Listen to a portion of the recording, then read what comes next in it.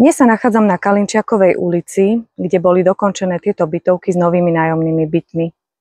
Na prvý pohľad to vyzerá super, no ja sa chcem s vami podeliť o niekoľko postrehov. Ako vidíme podľa inzerátov na sociálnych sieťach, ale aj podľa množstva žiadostí na mestskom úrade, dopyt po nájomných bytoch je obrovský.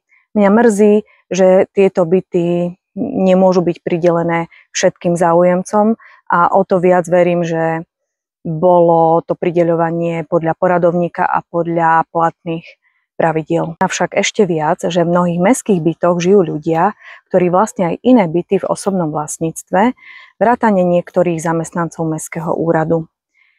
Také niečo je v rozpore so všeobecne záväzným nariadením nášho mesta, ktorý nedovoľuje žiť v nájomných bytoch patriacich mestu a zároveň vlastniť nehnuteľnosť. Na túto situáciu som už upozornila prednostu mestského úradu. Vyzývam preto mestských zamestnancov, ktorých zatiaľ nebudem menovať, aby toto pochybenie napravili a mestské byty vrátili. Samozrejme, to platí aj o ostatných nájomníkoch, ktorí toto porušujú.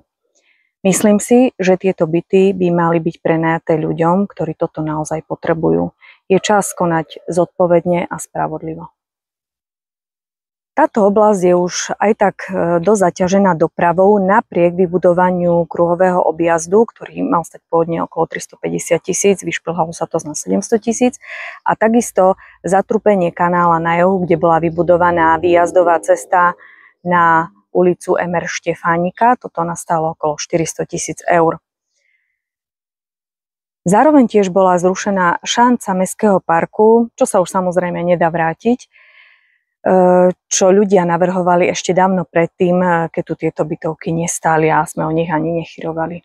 70 bytov je fajn, no nie je to málo aj vzhľadom k tomu, že tu nedaleko sa buduje nový podnik Beder Thermea, ktorý plánuje zamestnať 700 ľudí, ktorých predpokladám nenájde tu priamo v našom meste, ale budú to ľudia, ktorí potrebujú dochádzať. Téma dopravy je na niekedy inokedy, ale takisto títo ľudia potrebujú niekde bývať, prípadne mesto by mohlo aj zaujímať, ako zvýšiť počet obyvateľov, ktorí vo Vranove dramaticky klesá.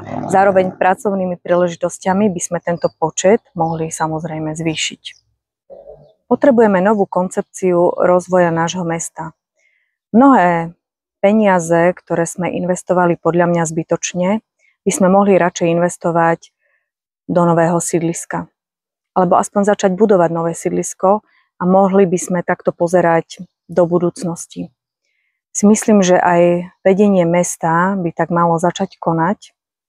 A neviem, čo si myslíte vy o tom? Kľudne mi napíšte do komentárov, prípadne aj do súkromných správ.